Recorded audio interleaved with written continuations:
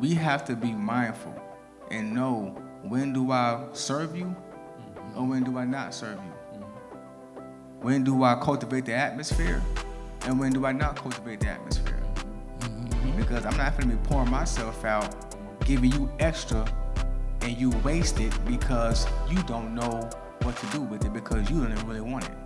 You ain't made no room on your plate. You got a plate full of pizza and hot dogs and stuff like that. If I come out of here with some shrimp and some salad and some breadsticks, you ain't got room for it. Now I done poured out my substance, and the worst thing about when they don't have room for it, they don't even want it. That's the worst thing about it.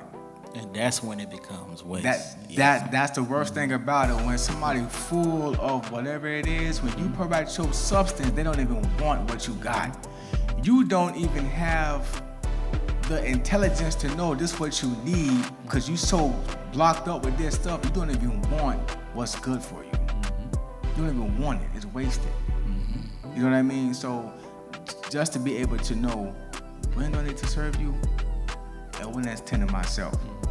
Because while you're in the store looking around, somebody else can walk in the store. So I'm not going to be wasting my time and my energy falling behind a person who don't want my service.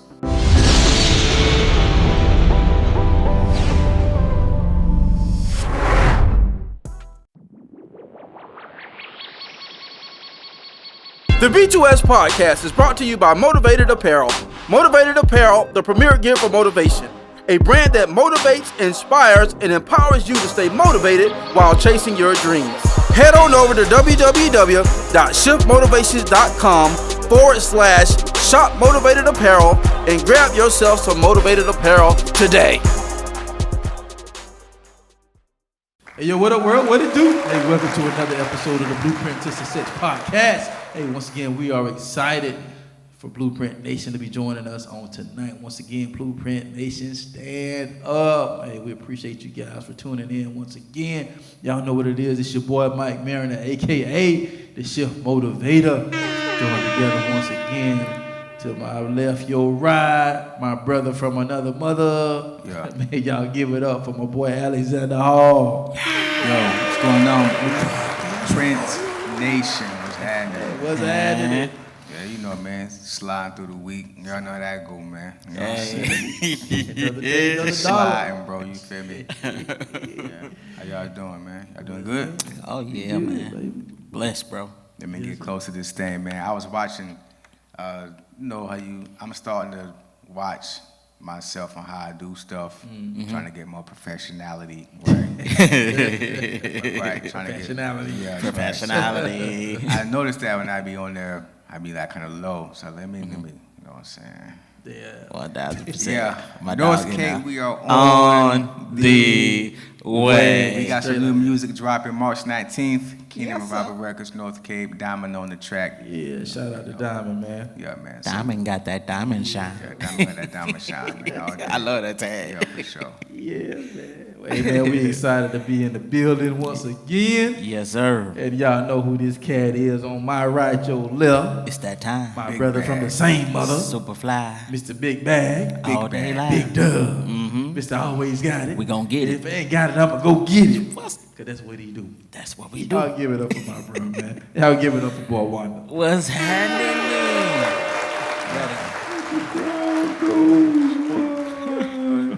Thank you. I love y'all. I love you too. I love you too. I know you do. Hey, when you did that on the record, we did slow motion. Yeah. With that, I love you too. I always trickle over that. I love you too, huh? Yeah, for sure. Man, it is good, man. Just pretty much in the swing of things, like you say, wide open. So it's been a good few months off in the process of that. The new EP, Love and Loyalty, out right now. You can get it exclusively from the website, nogrindnoglory.net or btgmllc.net or on the BTGM Media Network app. So I just want to do it exclusively there first. and you can get it from the shop, and you can purchase it. It's there for your listening pleasure. Then we'll put on the platforms that'll be on there at the end of this month. So, been getting some good feedback, man. A lot of people love the mixing, the mastering. You got your favorites. So, what you call it? TC hit me up, and he's like, "Yo, send me the link so I can check it out." It's like, "All right, let me know what you think." You know, he's like, "Man, that's nice." He's like, "That's nice." I think one of the most encouraging things, because you know we as artists, we always concerned with how we can grow and get better with our craft. Mara said something that really blessed me. We was in doing the I Remember record. He's like, "Bro, the way y'all execute it, bro, and coming from you, it's different. But y'all executed that perfectly, and the way the sound is different. So it's never easy being a creative. You know what I'm saying? And you try to bring different versions and sides of you that people may have like, whoa, I didn't even know you can do that in this lane. You know what I'm saying? So it's been good, man. The feedback been really good as far as with the EP, and we got the visuals dropping, you know, for the reels and everything that we prepping now. So, and then we'll also have, you know, behind the scene footage. So I'll be uploading on YouTube here this week. So it's just been working, bro. Then the compilation coming right behind. So we wide open. We hitting the road in April. Kingdom Builders Tour 2025. We coming.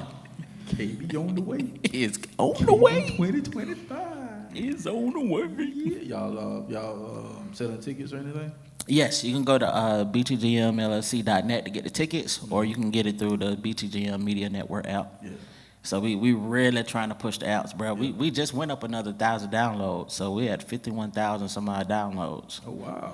So I was like, yeah. So now we just, when we was talking, we putting some plans in effect this week. We meeting up, so and then going through different people that we was talking about with the, you know, demographic, you know what I'm saying, real traction. So and let people know we here, because you know we do everything exceptionally well, you know, pushing it marketing wise, strategy wise, but it's just like, okay, we got to go back. We never forgot it, but we know it's more even enhanced to go back on foot. Like, never negate that. So we putting some plans in motion. Y'all got some good product, man. That's just while we was talking that day, it was just like was just kind of go because of where I've been. Yeah. Because like last year when I went to the first YP conference in Orlando, and I'm looking at all the advertising, I'm like, that's where y'all need to be.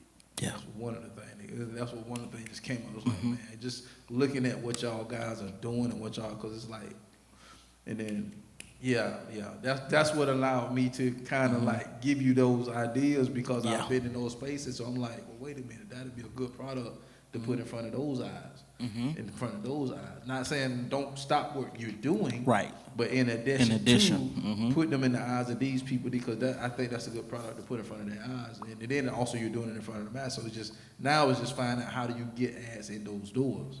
Right. So now it's just building a relationship and rapport with people in those areas, so that they can trust you enough with your product to put it in those doors. Because them definitely some eyes that need to be on what y'all doing.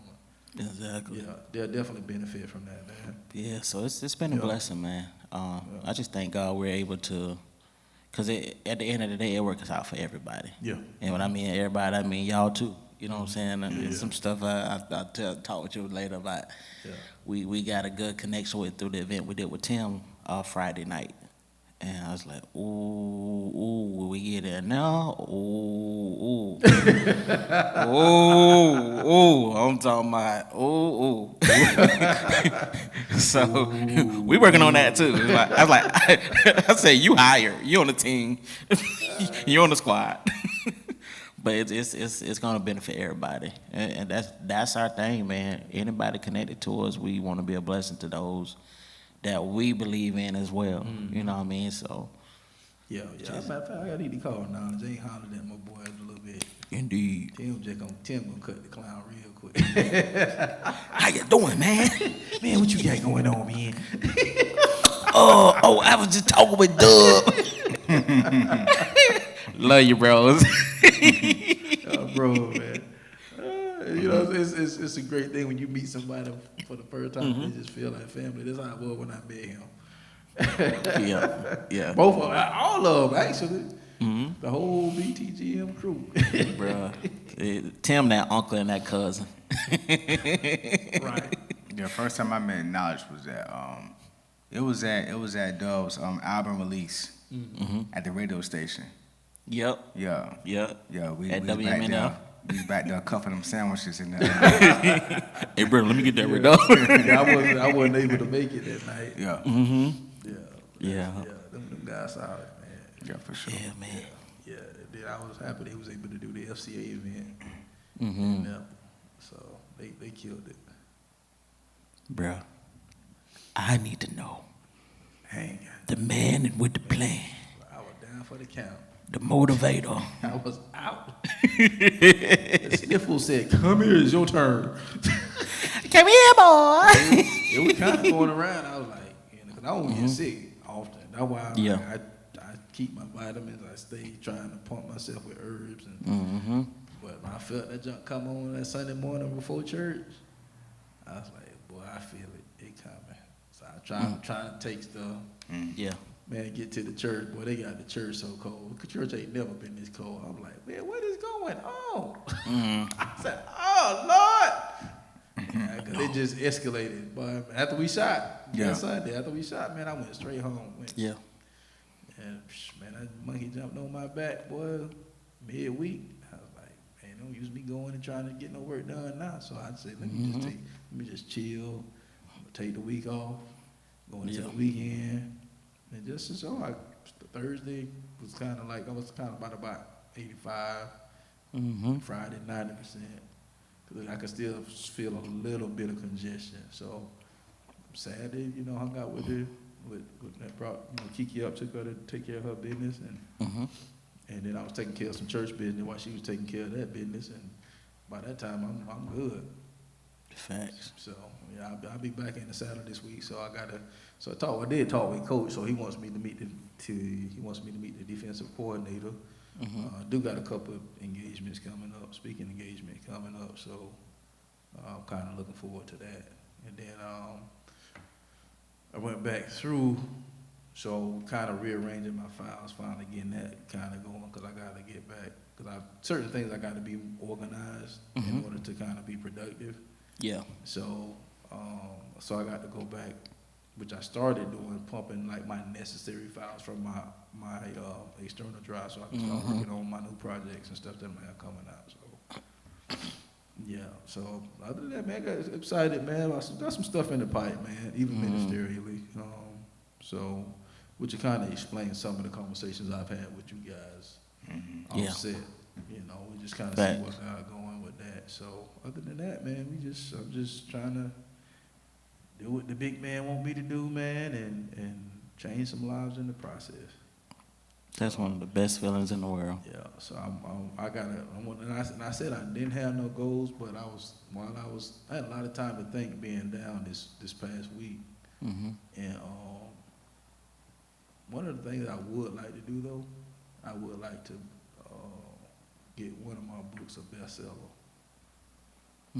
So with this next one, I think I'm gonna try to link up. I'm gonna try to find somebody because it's like, man, you Google one thing and it's like that's all that comes. I'm telling you, like you don't know who to. So it's like I'm kind of like now I'm putting my eyes in that arena on like who to partner with and actually invest whatever I need to invest to make that happen. Yeah, so that's kind of like wow, man, because I figure like with this next project, it's gonna be kind of like life changing in a sense because it's gonna put me in a different realm, which I was talking about that earlier with this next book coming out. So yeah, that's gonna kind of solidify me a little bit in a different area that's gonna have the possibility to open up more doors for greater impact. So yeah. Heck yeah. Yeah. And even with the vision and idea that you have, just explaining how you, you know what I'm saying? It's like, it's going to pop. It's going to be like, hello, who this man? Yeah, even when I talked with Willie, on him doing my foreword, he was like, bro, that's good. So I was like, yeah, I mean, that's who I am. It's like, and even when we did the New Year's, night, and that was my portion to pray on. Talking about transformation, like that's my whole life. That's why I'm called a shit motivator. That's why God gave me that name. Like people, who gave you that nickname? Like God. God did. Yeah. It wasn't Pookie. It wasn't Ray Ray. And them. like three pride. God gave me that. When I studied and meditated on it and looked back at my life, like I had to shift myself out of some nasty situations. Had to transition myself out of some nasty. So when you talk about change, transformation, personal development, spiritual development, like when it comes to development, like your boy been there. And still, so it's like you're true to the nature of the name God gave you, man. For real. You know what I'm saying? So none of so basically it's like none of the stuff that I've went through have gone to waste. I can truly say.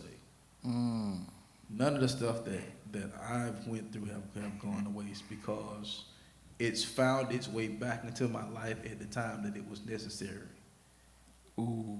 So Daniel's son, the wax on, wax off, he didn't understand it at the time because it didn't make sense. You got me out here washing cars in a circle of motion. What that gonna do? I'm trying to learn some karate. What y'all? Yeah, you got me. But you got to think about that though, dog. Like, I want you to wash this car, but I want you to wash it this way. We know how to wash a car, but I don't want you to wash the car that way. I want you to wash the car. No. Yes, son. No. Wax on, wax off. He trying to. No. Yes, son. Wax on, Wax off. circular motion. Wax off, circular motion. Yeah, I got that. Why he walking off? All right, I'll come check on you later. His face looking all kind of what? Wax on, wax off.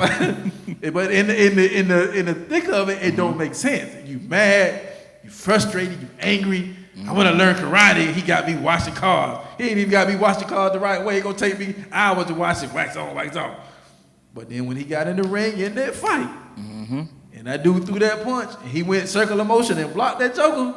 He paused. He was like, now you get in there, yes. So now it makes sense. So a lot of the stuff that we actually go through, if we don't allow it to go to waste, it's going to show back up in your life on why you had to go through what you went through. Bro, it go back to the conversation me and you had, right? We was talking, and this word has stuck with me ever since then. You weren't intoxicated by the chaos. And when me and Sid was talking, it was, with the situation, what was going on, and it's like, dang, bro, because when you're intoxicated by the chaos, you make decisions and things that you normally wouldn't do. Like you're not in a sober mind, a sober state to be able to make the decision or have the personal development that you had to be able to do because you weren't moved by the chaos. Yeah, you were frustrated. Yeah, it made you feel away, but you still didn't get intoxicated by that chaos. It's just like, when the Bible says, don't be drinking to get drunk. You know what I'm saying? Like, you wasn't drunk off the chaos. Like, it's like, no, I need to keep a sober mind. I need to stay in a sober state. I need to, I can while out here, but I can't do that. I want to, but I can't do that. Like the inner me of the personal development and the character building and just the accountability, the squad that helps me. Just like even when I'm going through personal stuff, I think about, man, no, it goes back to that episode. I can't crash out. I can't. As bad as I would love to, I can't. And I like how you said when you develop with the personal development that you had, what was because I don't want to say trigger, right? Where were you in life that caused you to get that stance that people are looking for? To that confidence to walk in, like, I don't have to be intoxicated by this in order to function and try to move through this. Like, I think a lot also does with upbringing and accountability, but like, what was that moment where you was like, no, this can really do damage to me, but I'm not going to allow it to. Okay, I got what you're saying. I got what you're saying.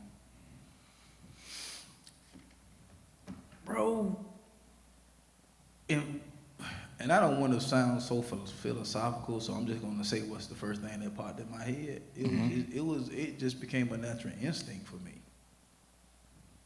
It's just like, there's no, I mean, people write books, and don't get me wrong, but there's really no manual on how to raise your kids. You understand what I'm saying? People can give you advice about relationships, but it's your instinct that really ties all that stuff together. So it's like, the instinct is, man, my house is in foreclosure. What you gonna do about it? The instinct is, dang, my girl just broke up with me. What you gonna do about it? Your job don't care about you. You see what I'm saying? They still need you present. They don't active. care. You better be there punch that clock by 9 o'clock, or if you not, you gonna get written up. You see what I'm saying? And you still gotta act. Yeah, you gotta cry in the break room. You gotta be active. You gotta, you know, it's kind of, it's just like, it's like when your baby is crying, it's instinctive for you to pick that baby up. You got to train yourself not to pick that baby up.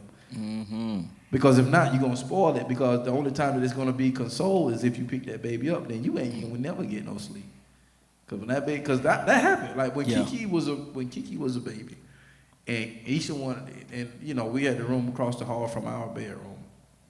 She would, you know, do the whining thing, and she want to get up, and okay, it's your turn. Okay, you know, we did that, and then I got to the point. I'm like, hold up, this little joker running the whole household, and we running crazy. We running on fumes. I'm like, hold up, she'll be all right. Just let her cry.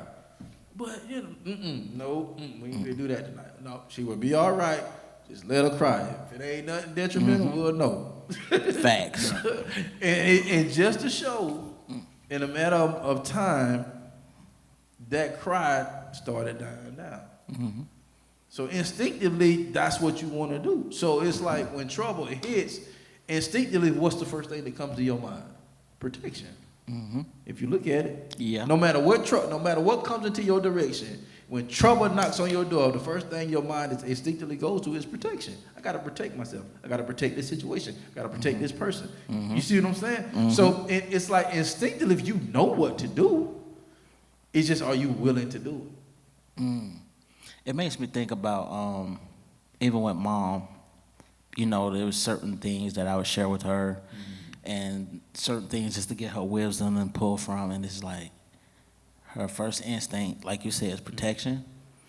No, I don't think you should do that. And it's a quick, like, it ain't no hesitation. It's a like, soon as it leaves my mouth, nah, I don't think you should do that. And so we have to learn to trust others' instincts as well, because of where they've been, because of their experiences. I think about even growing up, just could have been, like, our neighborhood was crazy. You know, just drug infested, gang related, things of that nature. But my instinct was to not to indulge. Like I wasn't appeased by it. I wasn't impressed by it. Even with going to the club. Hey, you going to the club? Nah. Nah. And this was before club shooters was going stupid. This was just like, dude step on your J's, they getting killed. You know what I'm saying? You get looked at wrong, you getting killed. So it's like instinct not only teaches you, but it develops you in a manner that causes you to be more self-aware and more alert, and more proactive. And I even, you know, add a little transparent. When we went through that little situation where when the hurricanes came through and wiped out a lot of people's houses, and, you know, long story short, we got hit with the fourth hurricane. We thought everything was kosher. Whole house flooded out, turned our life upside down. You know, at that time, money was tight. We was already kind of struggling a little bit. So I was trying to figure some stuff out. And we was end up in the process, like literally you couldn't get a contractor to come see your house for literally like 6-7 months.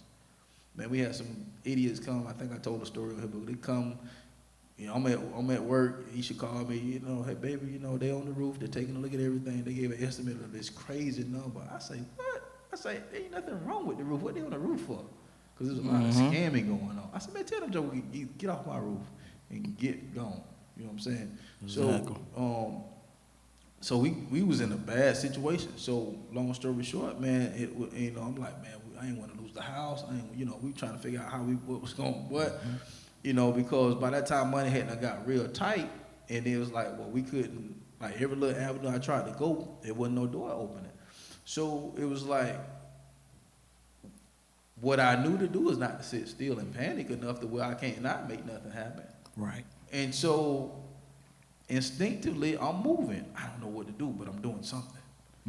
John Q, do something, John. I don't know what to do, but I'm gonna do something.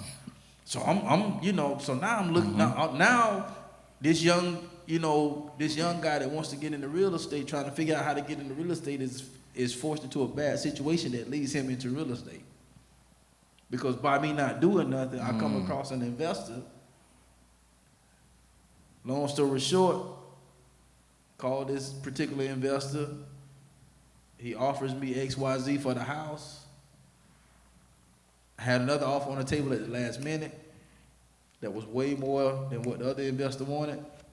But because I had a short window to work with, because of the situation we was in, I'm getting counsel, as we talked about in the last episode, godly counsel. Yep, right. Well, Mr. Mariner, you can accept that offer, but here's the deal. The bank can't not accept that offer. And if they don't accept that offer, then we'd have no deal, which put my family in a bad situation. So now, in wisdom, I have to say, you know what, man? I appreciate you coming to me with the larger offer. You want to help my family, but the other offer is guaranteed. It's already been accepted by the bank. Me and my family gonna get XYZ. That's gonna put us where we need to be. Be on good. Boom. Exactly. So now, through prayer, wisdom, and counsel, and being instinctive and not doing nothing. Yeah. So now I'm sitting with a guy that's fit to buy my house, buys me lunch to give me information on how he was doing what he was doing. Now, it wasn't enough for me to get going, but it was, I could see God was doing. So without the access waste, there was no waste going on. It was giving me access to an avenue in an area that I never had access to. So, but I had to be instinctive in the process. Because had I not been instinctive in the process, I wouldn't have been able to give it access. So now a lot of the knowledge that I have has, even though that's a tree that I'm still climbing, however, it allows me not to get taken advantage of by the vultures in those areas until I get to the point where I'm in that space and I know what I'm doing. You see what I'm saying? Yeah. So none of that stuff that I went through was wasted because it took me somewhere. So when the market tanked and recession happened, people would lose the stuff. I'm good. I lost that 20 years ago. Exactly. My mindset different. So the information that I took is now God had placed me in environments when people was about to lose their mind. Now God's giving me words of encouragement and telling them how to move and where to go and how to do, because I done already went through that. Now, I'm not saying that your process is going to come out like how mine did, because we didn't have to go through certain things because of that. But, however, it gave them a breath of life, another shot at life to say, you know what, I can't get out of this situation. He was in a bad situation, and he was transparent. And we didn't share the stuff that we was going through. It was just when God gave us the instinct to do it, that's what we did. And every single freaking time somebody came back, man, we're going through that right now, or we just went through that. Or they know somebody that's going through that. And so God used the word to give them life, to give life to that situation. Yeah. And so now, that stuff never goes wasted, because the calamities of your life will always come back in a good way.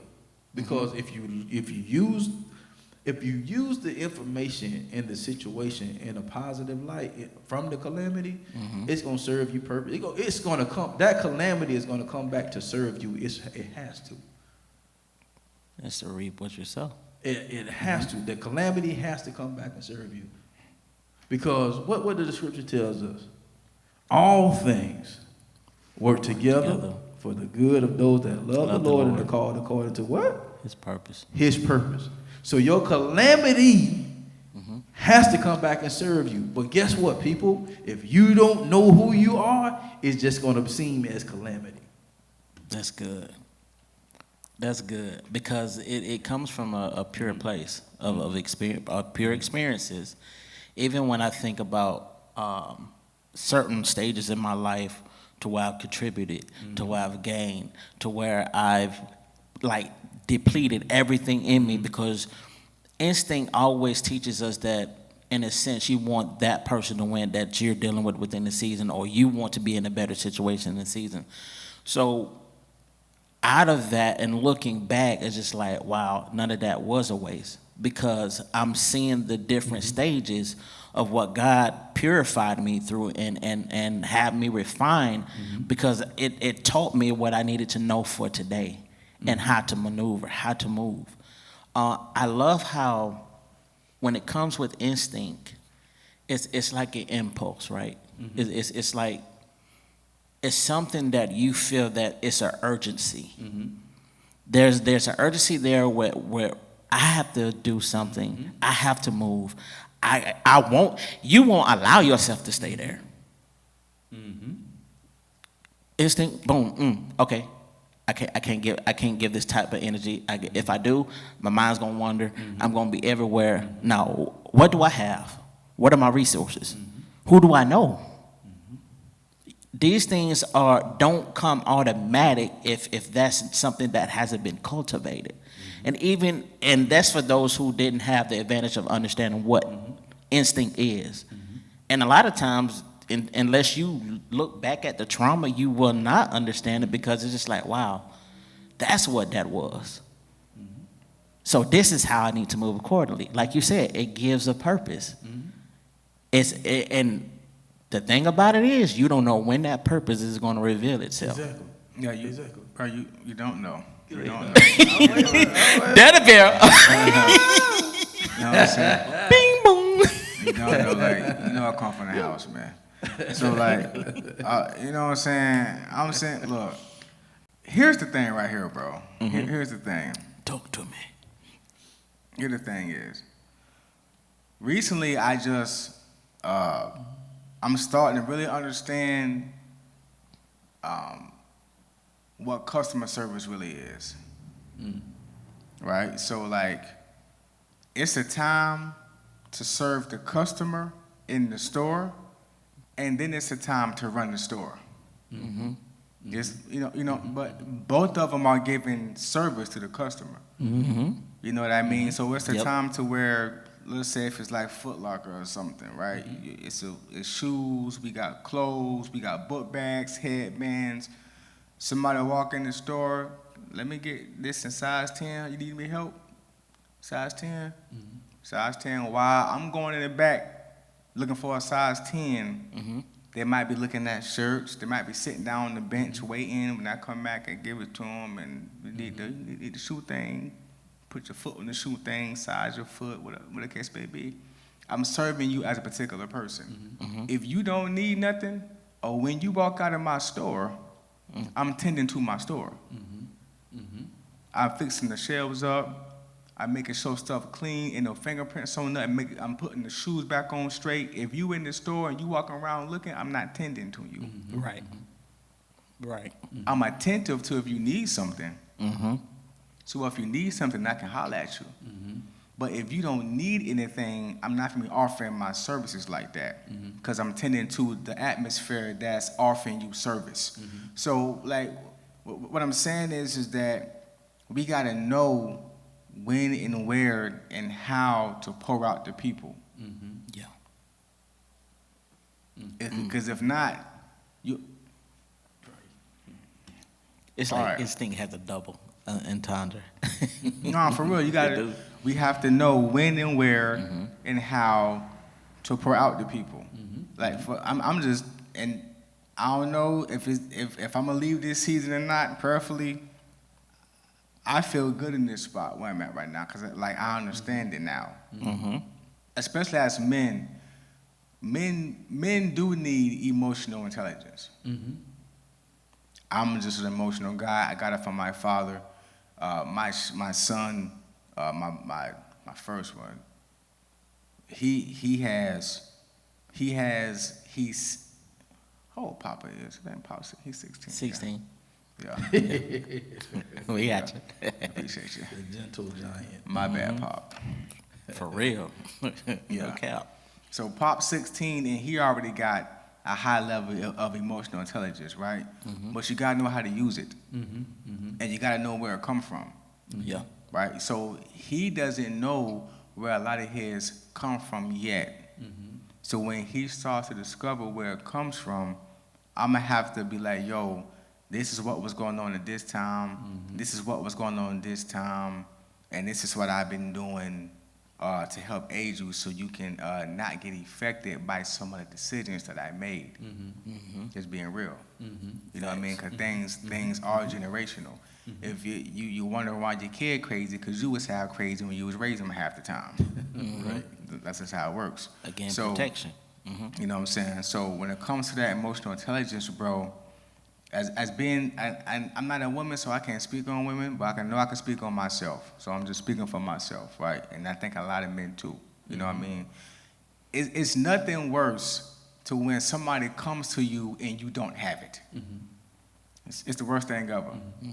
Remember I told you how Craig on Friday, he had a big old bowl, he went in the refrigerator, it was this much milk. My man was crushed. Like, his dad said put some water on it. He didn't want to put no water, he want to put milk on it. But they didn't have no milk, right? So he had to make an adjustment. So it's nothing worse than when your woman come to you for some moral support, some emotional support, and you don't have it. When your child come to you, they had a crazy behind week, and they have the courage, because sometimes kids don't open up. Yep. So we got to be mindful of when our kids trying to open up. When they're taking the chance on dad, let me take a chance on dad. I know he's my dad, but let me take a chance on the person, dad. Because kids view us different too. Yeah. Kids view us different. Kids look at you as person, dad. They look at you as dad. They look at you as homeboy, dad. They look at you as Protector dad. protector, dad. They look at you as pay for it, dad. They look at you as feed me, dad. So it's a whole bunch of ways that they don't say that, but they do. So when the kid comes to you like, let me take a chance on dad. Daddy had a, and they don't ever tell you the whole story. That, we was at the park, and then next thing somebody pulled a knife out. Who pulled a knife out? Well, James was up the street. Why you was over there with James? I thought James had went there. And then the full story come out. But at the same time, when they open up to you, you have to wear that hat that they need you to at that moment. Yeah. You know what I mean? So, and vice versa. Like, if I come to you and you don't have it, it's nothing worse than that. It's nothing worse than that, bro. So we have to be mindful and know, when do I serve you or when do I not serve you? When do I cultivate the atmosphere and when do I not cultivate the atmosphere? Because I'm not going to be pouring myself out, giving you extra, and you waste it because you don't know what to do with it because you don't even really want it. You ain't made no room on your plate. You got a plate full of pizza and hot dogs and stuff like that. If I come out of here with some shrimp and some salad and some breadsticks, you ain't got room for it. Now I done poured out my substance, and the worst thing about when they don't have room for it, they don't even want it. That's the worst thing about it. And that's when it becomes waste. That's the worst thing about it. When somebody full of whatever it is, when you provide your substance, they don't even want what you got. You don't even have the intelligence to know this is what you need because you so blocked up with this stuff, you don't even want what's good for you. The B2S podcast is brought to you by No Grind, No Glory Apparel, R828 edition. It's a reminder to stay strong, to be courageous, to stop your fears, and to feed your faith. Even when it feels like everything is falling apart, just know that you were born to stand out and make an impact. Head over exclusively to www.nogrindnoglory.net and grab you some merch as a daily reminder that all things work together.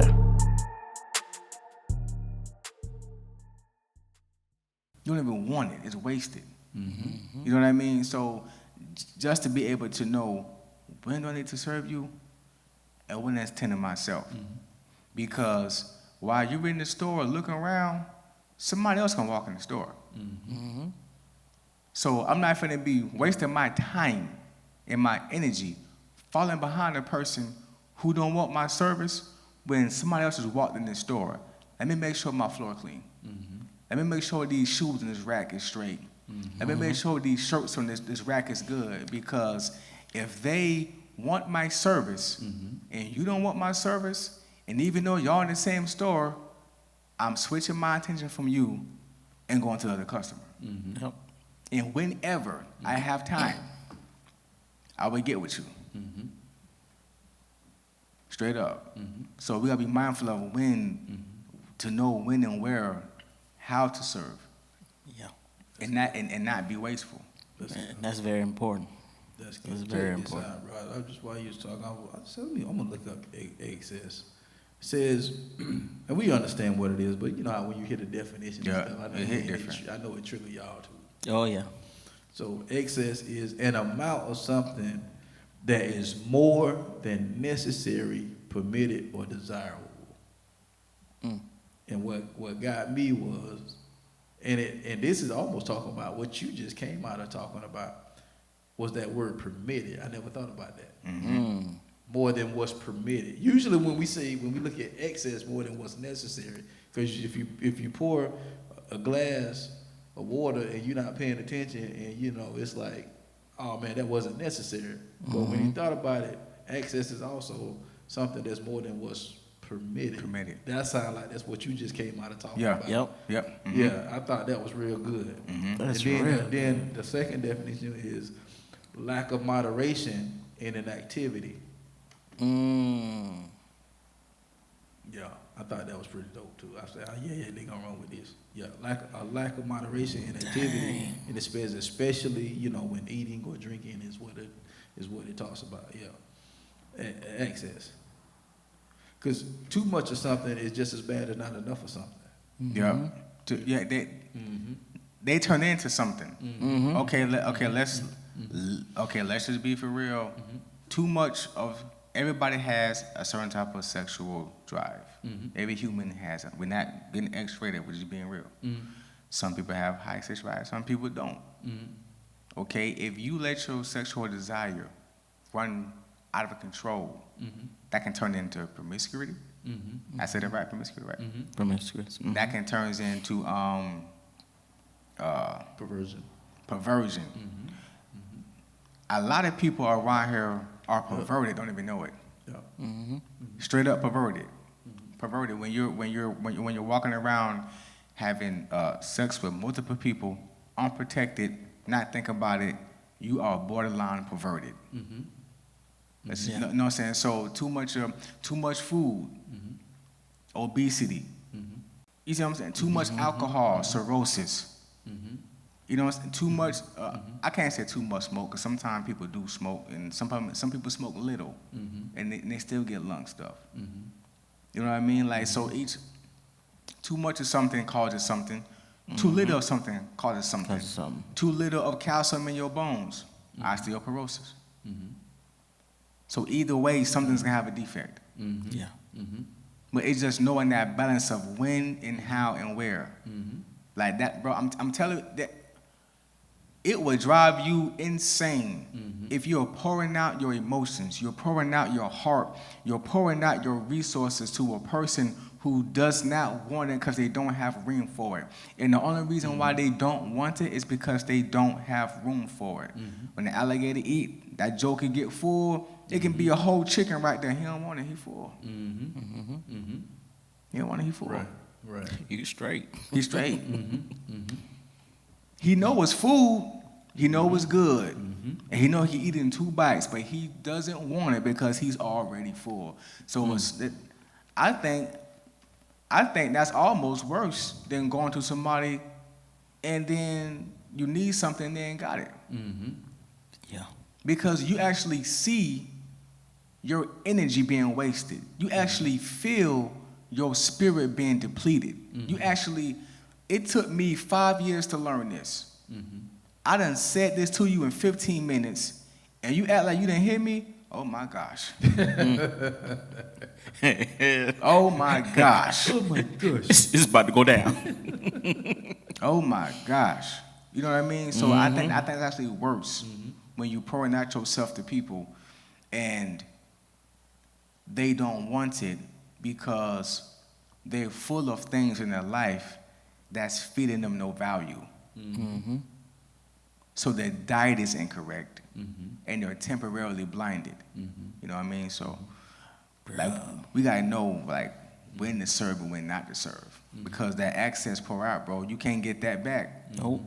You can't once I give you my heart and then you throw it to the side, I can't get that back. Right. You have to regain that now. That's it.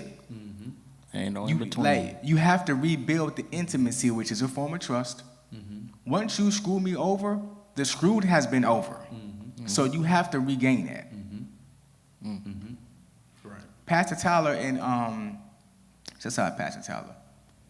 He's in the book of James, right? And he's teaching the middle schoolers about words, their mouth, and how it's powerful. So he gave an illustration today, which is awesome, real simple. He had a plate, and he had a fresh tube of toothpaste. And he asked one of the students, he said, I want you to take this toothpaste and write on this plate something bad about your favorite rivalry sports team. So he chose the Cowboys, so he wrote the Cowboys suck, right? And it was looking for, but he wrote it with toothpaste. So he grabbed the plate and he held it up.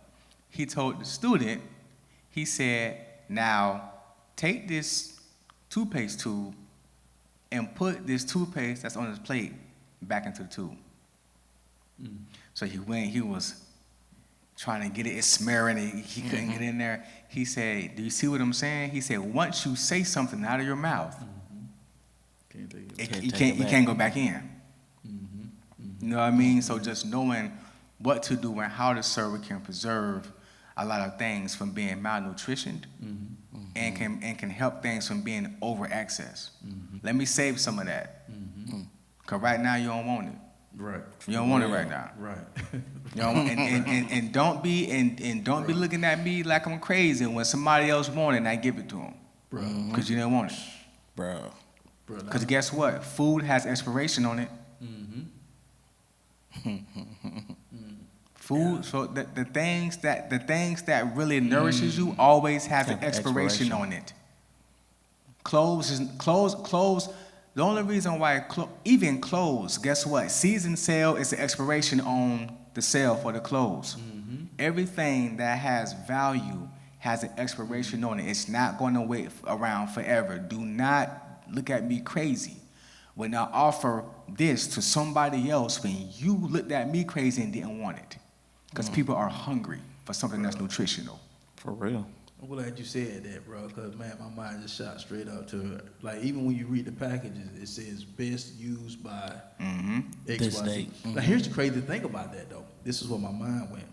Now, the package says best if used by XYZ date. Right? Doesn't mean you can't use it past that date. Facts. But to get the best use or the most nutrients to keep you from getting sick or to get the heightened performance out of this product, you need to use it or consume it by this date. Right.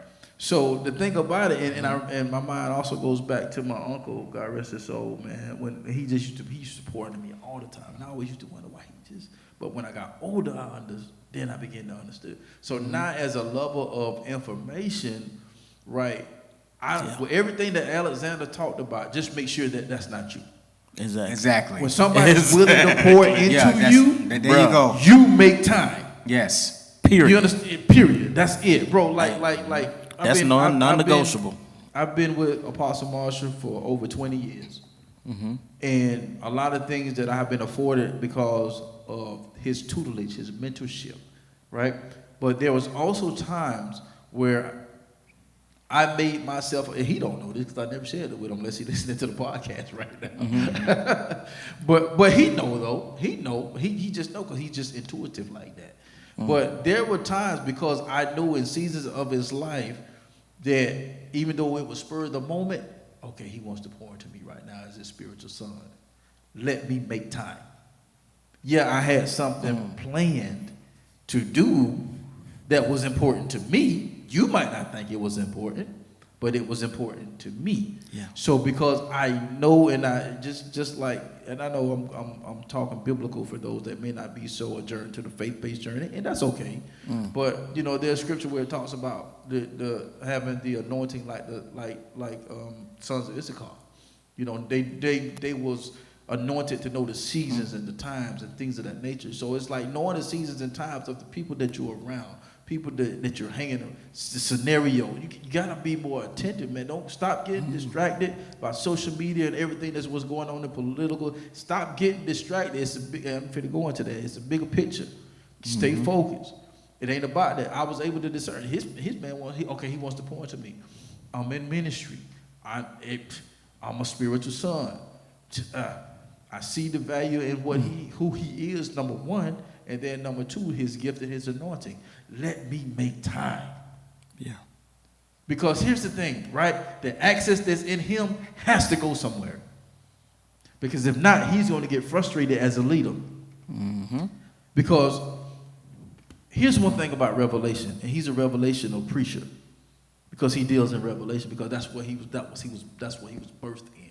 So when God shifted me from the place I was to the place I am now, that was in me, but I didn't realize that that's what it was at the time. Because the revelation that I was getting couldn't exist in the atmosphere I was at. I want y'all to catch that. Yeah, I got you. That's a bar. I got you, yeah. The revelation that I had could not be benefited where I was at the time. So when God connected me with him, because that was all his ministry that he was groomed for since he was a young kid, it was able to flourish up under his tutelage. So now he comes, hey, blah, blah, blah, spit out, blah, blah, blah. Hey, I'm for the ride, such and such. Can you go? Blah, blah, blah. Even if I couldn't, it didn't matter. He don't need to know that. I know what you're doing. I discern the time. Forget social media. I got to get locked in so I can understand what's going on. Yeah. And so I made room in my life for a gift. The Bible said that that your gift will make room for you. There was a gift in me that needed to be polished that I didn't know existed. And so had I not spent the time, the doors that have opened because of him, the anointing that I received because of him, the wisdom that I received because of him, the outpouring that I received because none of that stuff would have been existent because I'm too busy. And not bragging, but people saw a difference in me in certain places because why? The son made time for the father. The poorer made the pooree made time for the poorer. So don't be the person that Alexander is talking about. Make time. Don't allow excess gift, excess anointings, excess of relationship. Don't let that stuff go to waste because you so focused on, and God is bringing this stuff into your atmosphere and you're not recognizing it because once again, there's an expiration date. Not saying that it won't come back around because it could, but it might not. But however, remember this, if you don't remember nothing else off this podcast today, best used if by. Yes. So when it comes into your space, I want you to remember that because that may be the time that if best used by, because the information that they give you may be obsolete if you try to make time at the wrong. You got to make time then. Yeah. I had to make time then, bro, because I understood. And then guess what? It developed into, so now I'm hungry for knowledge and I'm hungry for revelation because to me both of those are separate. So both of those separated is a dangerous thing. It is. Yeah, you need both the information and the revelation. And so the reason why I brought the servant, the reason, and that was good too, how you laid it out even further, because the reason why I brought that up was because the stuff I've been growing growing through, right? It's powerful when you grow through something. Yeah. And because some people go through stuff and then they come out on the other side and they ain't learned nothing, right? So me and the people who I'm close to, y'all in personal life, we trying to grow, and everybody, man, everybody have different. Everybody has different terrain. You know what I mean? So if you buy a fresh lot and it's been half kept, you gotta put more work into it. Versus a person who has a garden and they've been hitting it every couple. It's, you know what I mean? So, but you still gotta do pesticides, weed, but either way, as long as we get a crop for both, that's all that matter. Folk, the vision, the end goal is we need crop from both lands. Facts. We need crop from both lands, and the reason why I'm just God has been teaching me things like, yo, you have to be mindful of as a husbandman, right? Dub, you worked in the agriculture industry for a while, right? And you were like a modern day husbandman. Right. They responsible for the planting, for the growing, and for the pruning, and that's just like husbands. even the soaping and keeping bugs off and Keeping bugs off.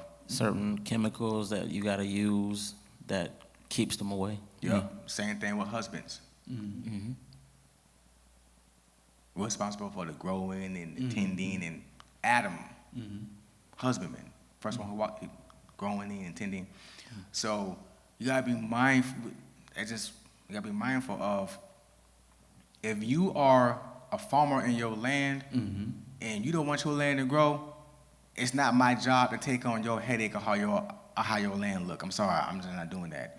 So, but the person on the next to me, he got a lawnmower, but he ain't got a weed eater.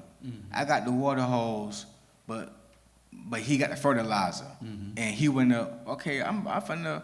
No, you stay over there with your jacked up land with no crop on it. I'm finna put some work in over here, cause that's where my attention need to go at the moment. Facts. You know what I'm saying? Like, and not bending on that, and not being heartbroken over because you want to stay jacked up. No, I'm sorry. You can stay jacked. Yeah. Because there's other people in the world. I cannot let my light go dim.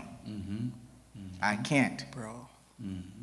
I can't let my light go dim. Like, you're not the only plate who needs salt. It's my job to be salt. That's my job. It's my job to be salt. If your plate want pepper, that's fine. That's cool.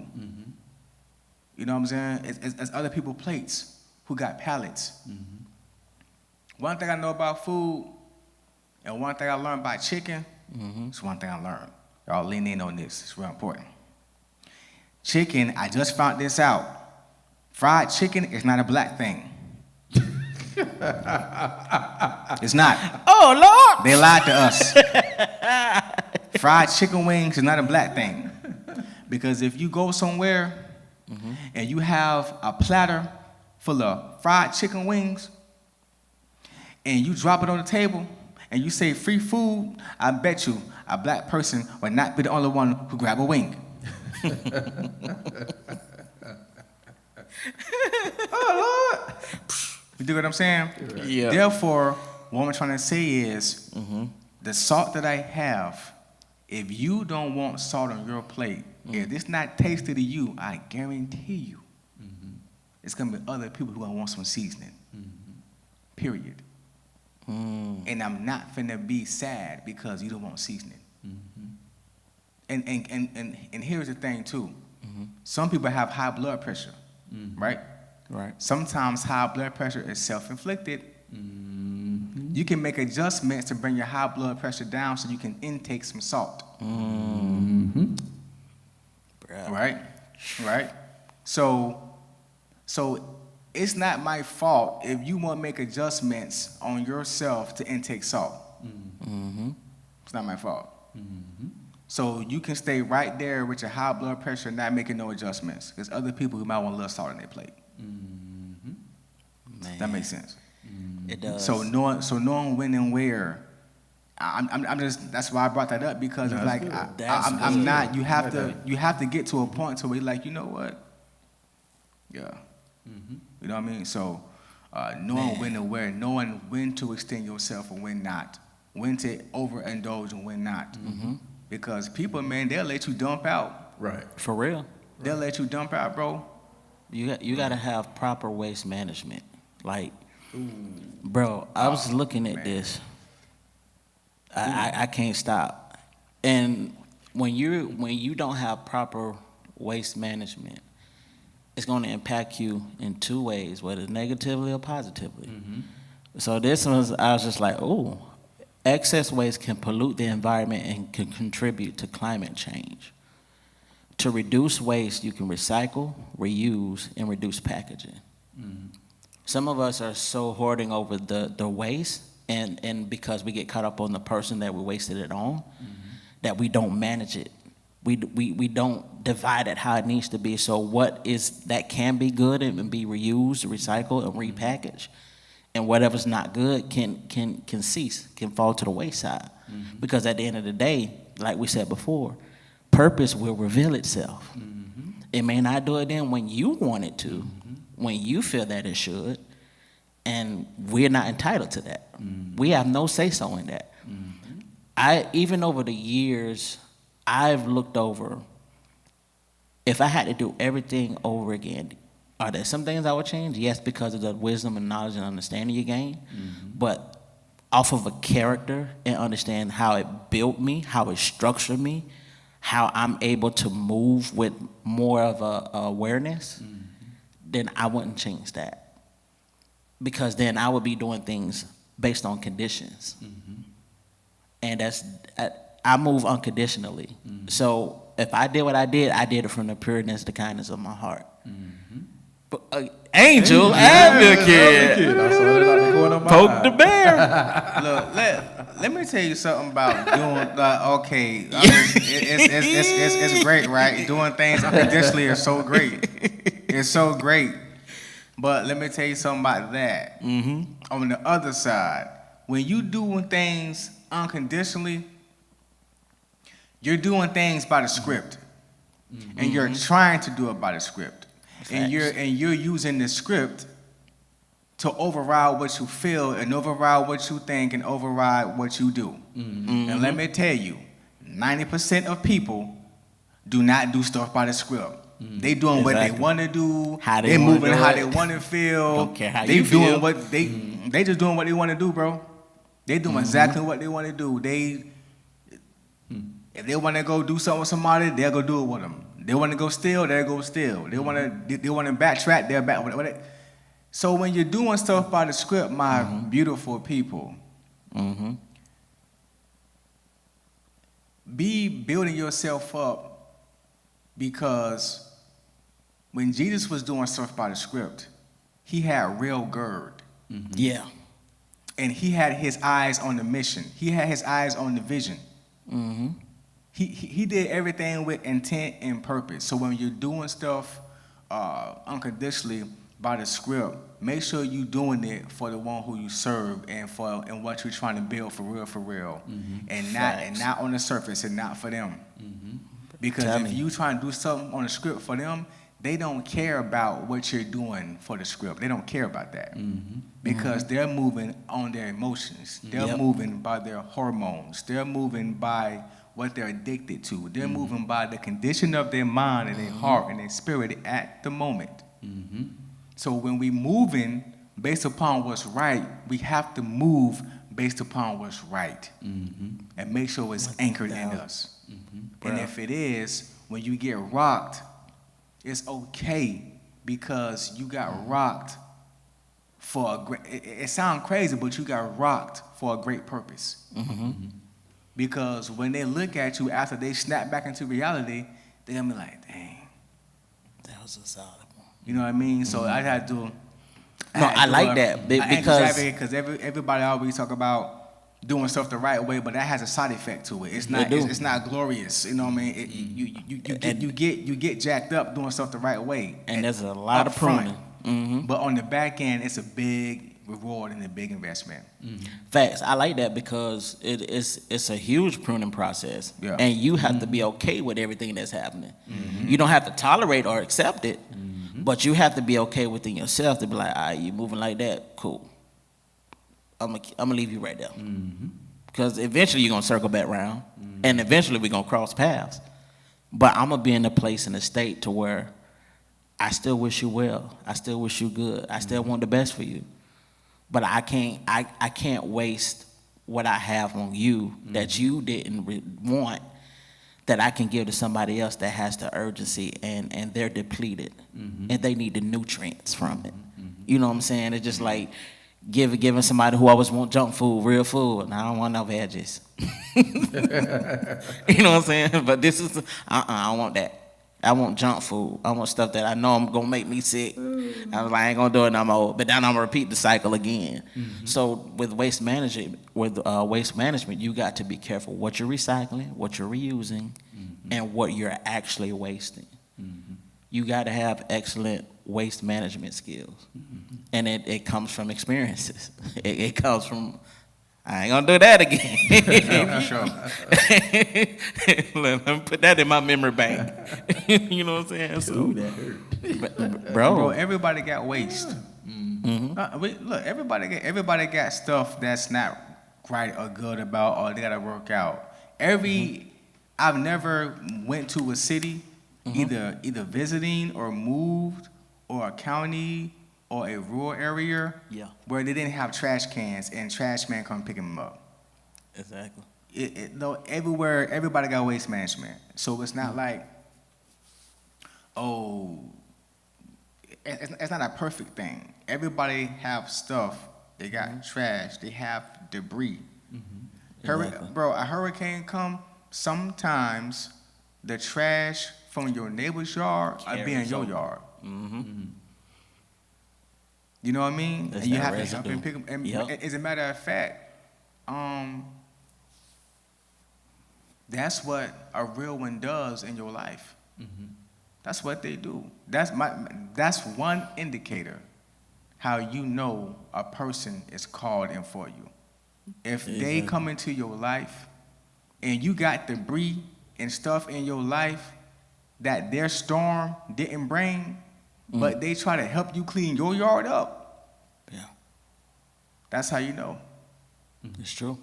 That's how you know. They try to help you they push you to work your stuff out. They cheering for you to make sure you're okay. For real. They didn't come with their own baggage and dump it on your grass. They came with a trailer with their trash on it and helping you put your trash on their trailer to take somewhere. That's how you know. I like the diversity in talking about the excessive waste. I think it's important because from day one we established that no one view or no one way. Yeah. Is like You have to adapt to whatever you need when that time comes. Exactly. Like iron sharpens iron. It's like we don't want you to be out here also looking crazy. Well, you said, did you gauge the situation? Did you discern? What did you do in the managing of the waste? Did you decipher what was good from it and what's is no use, what's no good? Yeah. And it's our responsibility to give you not just one side, the side that it's lilies and dandelions over here, and then you got a waste mine and you got a landfill over here full of trash. We want to give y'all a well-rounded conversation that can build you up on both sides and prepare you for both sides. Yeah. And I'm gonna throw this out there as we get ready to leave out, man. And so what came to my mind when y'all was talking, because I remember I was listening to something some years ago about the camel. So it came back to my mind. So if this give y'all some tidbits before we leave out of here, y'all, the window is open. But it talks about camels can survive for several months without food. They can do this by breaking down the fat stored in their humps into energy and water. So basically, the excess food that they chew, it becomes stored fat that they use. Because sometimes in the environment they may not be able to, most of the time you see the camels in the desert area or whatever. So sometimes it may not be easy accessible to food. So their makeup has the ability to go for several months without food. That says a whole lot. How are they able to do that? That's crazy. They're able to use the excess and use it as food and water to allow them to survive for several months. And that just goes to tie into everything that we've been talking about. It's like, you can't pull from nothing as nothing is there. It's true. So it don't matter whether it was his point of view, my point of view, or Said's point of view. You got something to pull from to say where it's not just one thing. It's excessive information that you got to, oh man, I remember when they said, let me try, da-da-da-da. So you're able to pull, just like that camel. If they're in a deserted area where there's no food around for several months, guess what? They fine. They pull because they're able to pull from the access from which they've already eaten. You know what I'm saying? So no matter where you are, no matter where you go, just make sure you're getting information and revelation and knowledge about certain things and situations. So that way, if and when it do happen, you're able to pull from that reservoir of information, knowledge, and wisdom and get yourself out of a sticky situation or make a good situation great. You know what I'm saying? That's it. Yeah. Y'all good? Man, I'm good, bro. That was perfect. All right. That was perfect. You know me, hey, it's another day in the building. Blueprint Nation, stand up, man. We appreciate y'all once again. And we pray that y'all have received something that can help you once again on your journey to success and whatever that looks like for you. And so once again, y'all know how we like to get up out of here. Shoot for the top, because the bottom is way too crowded. And if you think different to be different, you have the opportunity to live different. And once again, we'll see you on the other side of success. Hey, we'll see y'all next week, Blueprint. Y'all be easy. Peace.